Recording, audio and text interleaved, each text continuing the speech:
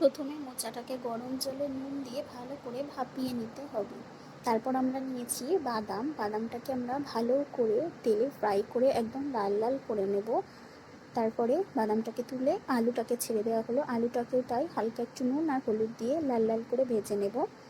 ভালো করে ভেজে নিয়ে আলুটাকে তুলে নিতে হবে, মোটামুটি 2-3 মিনিট মতো ভেজে নিই। এবারে চলে আসছি মশলার মধ্যে দিচ্ছি নুন, হলুদ, আদা বাটা, লঙ্কা বাটা আর সামান্য একটু জিরে গুঁড়ো আর চালের গুঁড়ো। এবার মশলাটাকে আমরা ভালো করে হাত দিয়ে মাখিয়ে নিচ্ছি যাতে কোনো লাম্পস না থাকে এবং মশলায় যাতে দলা না পেকে যায়, তাই জন্য। আলুটা ভাজা হয়ে গেছে, এদিকে আলুটাকে তুলে নিচ্ছি, ততক্ষণে মশলাটা মেখে রেডি করে রেখেছি। এবার গরম তেলে জিরা ফোড়ন দিচ্ছি, জিরাটাকে ফোড়ন দিয়ে ভালো করে দিচ্ছি তেজপাতা। এবার এটাকে ভালো করে নেড়ে নেবো যতক্ষণ না মশলার সেন্টটা বেরোবে। একটা আলু পড়ে গেছিলো, আলুটাকে তুলে নিলাম। এইবারে মশলাটাকে দিয়ে দিচ্ছি, যে মশলাটা আমরা মাখিয়ে রেখেছি।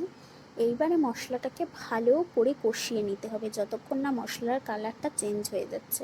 আর মশলা আমরা যখনই কষাবো তখনই আমরা কি করব, হালকা একটু চিনিয়ে দিয়ে দেবো যাতে মশলার কালারটা ভালো আসে। দেখো, তারপর আমরা অ্যাড করে দিয়েছি আলু আর ভাজা বাদাম, দুটোই অ্যাড করে ভালো করে মশলাটাকে কষিয়ে মশলাটাকে আমরা একটা আলাদা বাটিতে তুলে নিচ্ছি।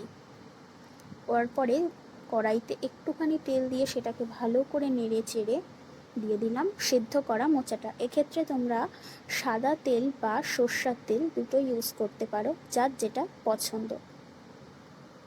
ভালো করে মশলাটাকে ভালো করে আমরা এখন মোচাটাকে কষিয়ে তার উপরে মশলাটাকে ছেড়ে দিলাম, দিয়ে ভালো করে মিক্সড করে নেব, মোচা আর মশলা যাতে একসাথে লেগে যায়। তারপরে একটু পরিমাণ মতো জল অ্যাড করে দেব যাতে মোচা কড়াইতে লেগে না যায়। ভালো করে জল অ্যাড করার পর নেড়ে চেড়ে নেব। তারপর আমরা যতটুকু পরিমাণ মতো জল লাগবে ততটুকু জল দিয়ে মোচাটাকে ঢাকা দিয়ে সিদ্ধ হতে দেব 5 থেকে 6 মিনিট মতো। তারপরে মাঝে মাঝে ঢাকা চাপা খুলে দেখতে হবে যে কত দূর হয়েছে, দরকার পড়লে একটু নেড়েও নিতে হবে মোচাটাকে। এইভাবেই সিম টু মিডিয়াম আছে মোচাটাকে কষিয়ে নিতে হবে। দেখো আমাদের মোচাটা পুরো কষে ঠিক এই রকম দেখতে হয়ে গেছে। মোচাটা কিন্তু কষানোই আসল।